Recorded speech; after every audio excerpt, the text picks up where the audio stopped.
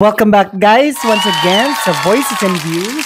And for today, we would like to share with you how we enjoy or how fun it is in terms of our faith. And we hope na mag-enjoy din sila and makapulot sila. makapulot sila and how we can share yung what are the different activities or fun activities we That's say right. church as As a fellowshipping with one Christian. another.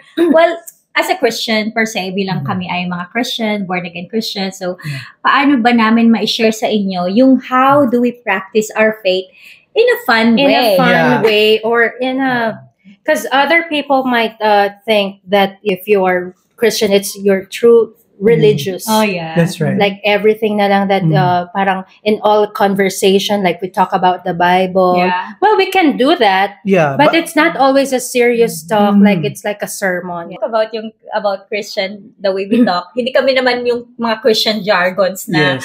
na masyado. Oo, yung hardcore. But of For course, normal people. yes. But of course, Bible is our base. Yes. Basis in terms of our... course. On Yeah, everything. Yes. It's just Even like a lifestyle. manual, di ba? Mm. Kaya nga, di ba, sa Bible, masasabi ng iba na baka maraming restrictions Mm. dyan sa born again Christian. Wala naman tayong requirements na you have to look like this, Yes, you have to look bring holy. this.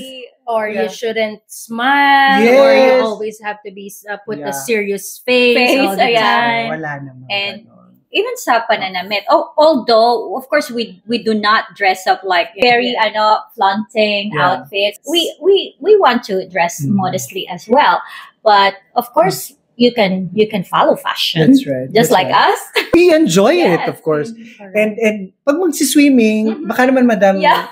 wag naman ding What else?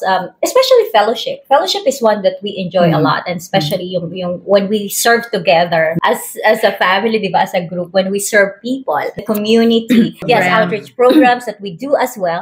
Those are the things na we enjoy together as we call it as a family. as a family. Yeah, speaking of fellowship, kasi mostly, I'm sure marami dito yung, di ba pag mag-i-invite ka ng friend, usually, halimbawa, hindi pa Christian, di ba, office mate mo or friend mo, invite mo na, sama ka sa bahay, meron kasi kaming Mhm. Bible study. Yeah. Isip nila agad ng Bible study is sobrang serious. Kailangan mo mag-share ng buhay mo. It's not like that. If you Yeah. want to share, then you can Yes. share. Mm. Most of the time, ano lang naman, makikinig ka lang. Yes. It's just a conversation. Mhm. Parang nagkakwentuhan lang. Yeah. Just like this. Yeah. But then, yung conversation is leading to, Yes. Pleasing God. to Yeah, like pleasing your God. The words. topic is about Yes. the verse and the Bible, a Bible, story yeah, in the yeah. Bible.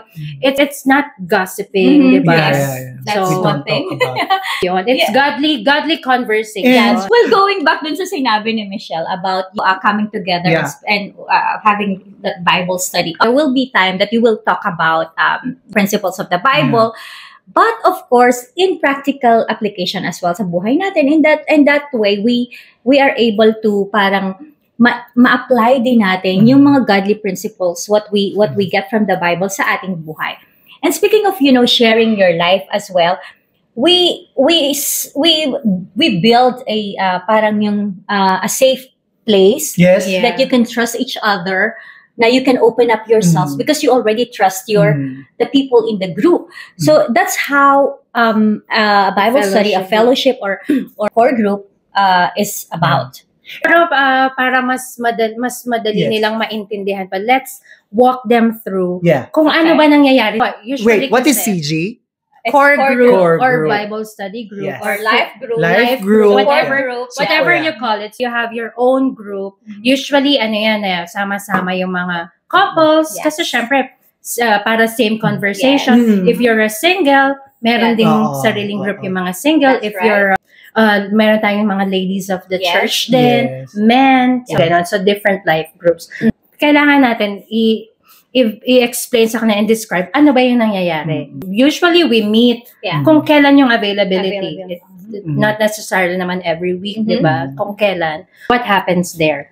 Being part of a core group or cell group is something that you also decide on your own. As Michelle said, na you could be part of the life categories or the Demographics. demographics, or it could be also in terms of your ministry, or it is your own choice. Even geography, if you want the close by, once you are in that group, they of course welcome you as part of them. And being part of the cell group or core group is just like being part of the family, Yes. and each other is accountable to maturing the faith of one another. Yes, yes. So we are accountable for each other.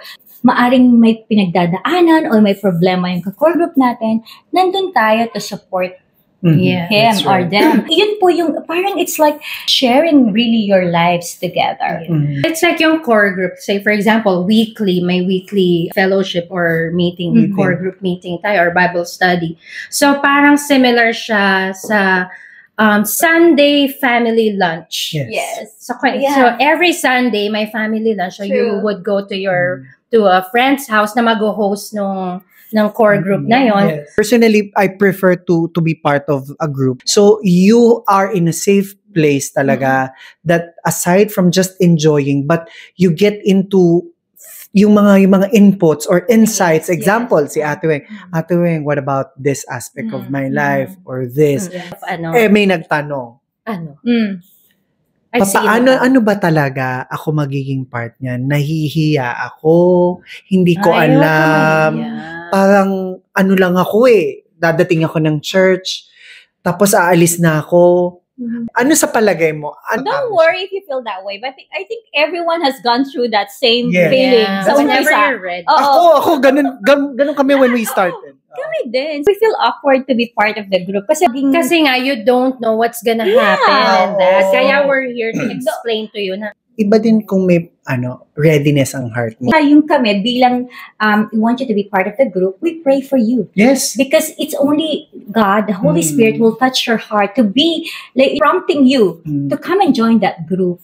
Kasi you need that group. So something like that. And then, dun na, parang it starts of the Yes. relationship. Mhm. Diba? And the moment naman you decide to go to the church is the moment din na dapat ready ka din na pag na-receive mo yung word ni God, ready ka din talaga Yes. to be kasi with the there's people more to be to like, it. transformation, Yes. exactly. Forget about the shame because we all had gone through. And at some point or at some level, may kanya-kanya tayong would say, pinatago inside our closet, for which you can share. It's up to you if you want to share. But eventually, as you grow in your faith, as you mature in your walk, I think it's the time na ma-share mo na siya. Haling nandun na yung transformation.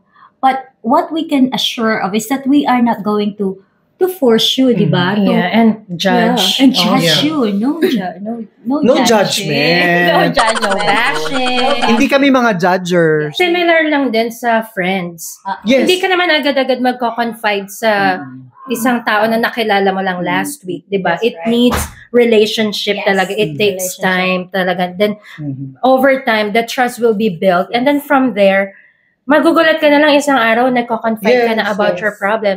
Even your deepest secret. Secrets, yeah. Kasi depende sa trust na nga Okay. na harbor yung Yeah, dalawa yeah. sa isa't Right. isa. eh. So, ganun din yun. That's the word relationship. Our CG group, our discipleship group, if you will, is about relationship. Yeah. So, yun. If you wanna be part of these types of groups, Yes. just make sure na ano ka din talaga. Like, Kumbaga, ang alam ko, ang kinakatakot nila kasi na pag sumali sila sa isang Bible study group, they will be put on spotlight. Tapos Oh. tatanungin sila Oh. agad, No. anong ginagawa mo? Alam mo ba na makasalanan Oh, yung no. ginagawa mo? Alam mo ba na bakit ka pumupunta dyan? Ba't ka nagdadamit ng ganyan? Oh. Alam mo ba, according to the Bible, sabi Yeah, sa Bible, all this, dapat hindi ka nagaganyan. There's So, no more ganon. condemnation when you are in Christ. I Yes. hope all Yeah. of us know that there is no more condemnation. So, Yeah, I think It's relationship. This relationship, core group, CG, cell group, whatever you may want to call it. It's about building relationship and maturing fellowship. Yeah. and maturing in our walk of faith. Correct. how you enjoy it is syempre, consider this as like your journey. Mhm. At it's an adventure of a lifetime. I like how you describe it. It's a journey, and every one of us has different journey. Yes. Yes. But we can be part of your journey. Yes. We can Correct. share each other's That's journeys right. as long as we Yeah. glorify God, is God in all As that long as do. we have just one, One. One. destination. Yes. That's right. One Destination goal, one is purpose. towards God. Amen. Diba? How we describe kasi yung fun in faith is how we It's deal with togetherness, Yes. eh. Kasi if you're going to look at Bible, di ba si Jesus Christ, ang hilig nga niya mang Oo. gate crush ng mga Oh, weddings, yeah. di ba? Ng mga kainan. Uupo na lang siya, Yes. tapos makikikain siya. Kay Matthew, Tapos diba? magsasabi na siya ng mga parables. Yes. Tapos from Oo. And there, that's how people learn. mag-aano na How siya to ng live their teachings lives. niya, Yeah. di ba? Oo. So parang ganun lang din yung fellowship. Ganun din. So I think That's fun. we're hoping and praying Fun ba yun? na nag-enjoy kayo dito sa episode na to, right? That we're enjoying and having fun with our Yes. faith and being together. Yes. You know, as brothers and sisters. And so that's all. God bless you guys, and Yeah. I hope we hope na nagkaroon kayo ng some insights about how our faith life is, how we live out our faith, That's right. and pretty much it. Thank you so much Thank for you so much. watching. Thank you. Until our Bye. next episode. Bye, guys.